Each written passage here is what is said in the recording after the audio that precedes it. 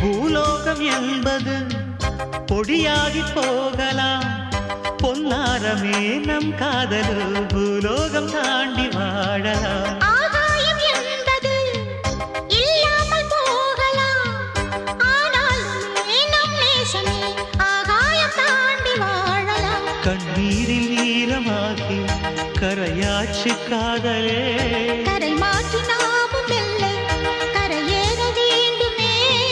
நாளை வரும் காலம் நம்மை கொண்டாடுமே.